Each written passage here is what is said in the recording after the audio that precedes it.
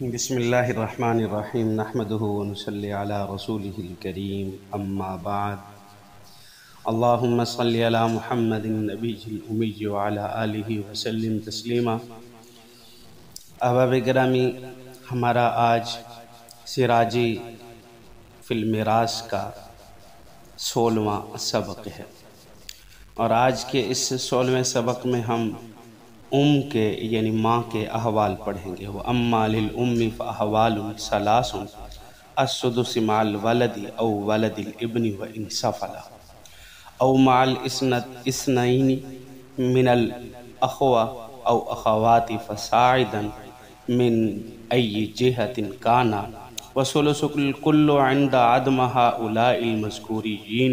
وَثُلُثُ مَا بَقِيَ بَعْدَ فَرْضِ أَحَدِ الزَّوْجَيْنِ۔ دیکھیں، یہاں سے ماں کی حالتیں بیان کی گئی ہیں۔ ماں کی 3 حالتیں ہیں۔ نمبر 1، اگر میت کی ماں کے ساتھ لڑکا یا لڑکی یعنی بیٹا یا بیٹی، پوتا پوتی اس طرح نیچے میں سے کوئی موجود ہو، یا میت کی 3 قسموں یعنی حقیقی، علاتی یا خیفی بہن بھائیوں میں سے 2 یا زیادہ موجود ہوں، تو اس صورت میں ماں کو سدس ملتا ہے۔ اس کی مثال یہ ہے کہ ایک آدمی کا انتقال ہوا، اس نے ایک بیٹا اور ایک ماں چھوڑی، تو بیٹا اسبہ بنے گا اور ماں کو 6واں حصہ سدس ملے گا۔ اور دوسری مثال اس کی یہ کہ ایک آدمی کا انتقال ہوا اور اس نے ایک ماں چھوڑی، اور اس کے ساتھ ایک اس نے پوتی چھوڑی اور ایک اس نے چچا چھوڑا، تو ماں کو سدس ملے گا، پوتی کو نصف ملے گا، اور چچا عصبہ بن جائے گا، جو ان کو دینے کے بعد، ذوی الفروض کو دینے کے بعد جو مال بچے گا وہ چچا کو مال ملے گا۔ اور دوسری حالت یہ ہے کہ اگر میت کی کوئی اولاد یا بہن بھائیوں میں سے 2 یا زیادہ نہ ہوں، تو ماں کو ثلث کل یعنی پورے ترکے کا 1/3 حصہ ملے گا۔ اب اس کی مثال یہ ہے کہ ایک آدمی کا انتقال ہوا ہے،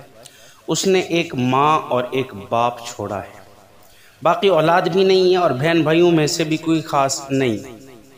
تو اب باپ اسبہ بنے گا اور ماں ثلث لے گا، کل مال کا ثلث، یعنی پورے مال کا 1/3 حصہ ماں کو دینے کے بعد جو باقی بچ جائے گا وہ باپ کو ملے گا۔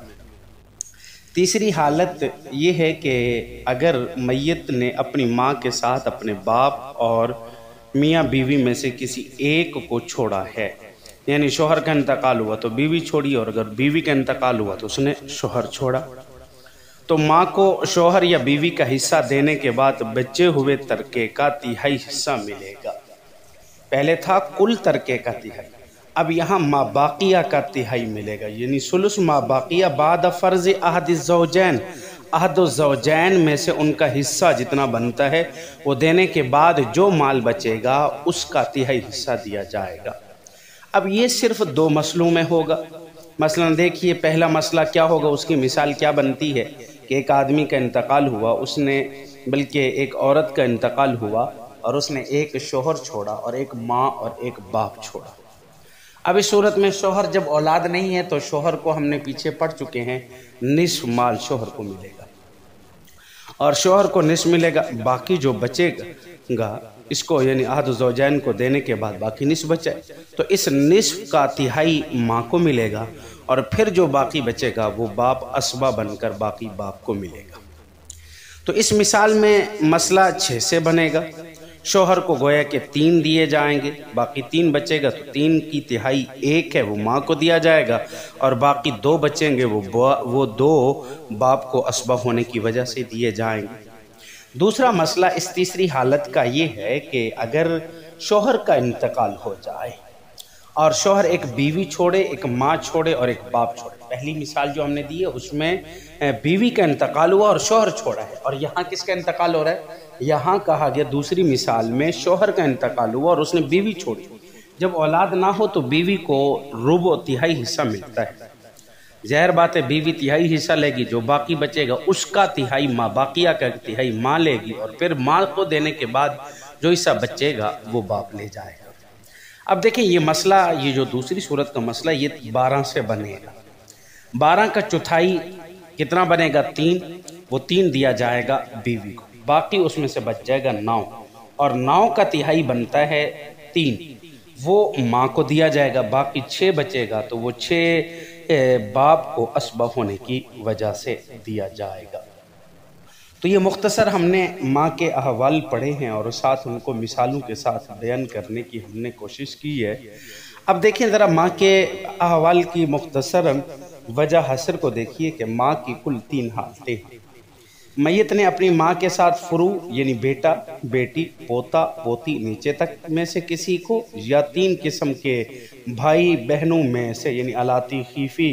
اور حقیقی بہن بھائیوں میں سے کسی میں سے 2 یا زیادہ کو چھوڑا ہے یا نہیں چھوڑا۔ اگر چھوڑا ہے تو ماں کو 6واں حصہ سدس ملے گا، اور اگر نہیں چھوڑا تو زوجین میں سے کوئی میت کے ماں باپ کے ساتھ ہوگا یا نہیں ہوگا۔ اگر ہے تو ماں کو یعنی زوجین میں سے کوئی بیوی ہے ماں کے ساتھ یا شوہر ہے، تو اگر ہے تو ماں کو ثلث ما باقیہ ملے گا،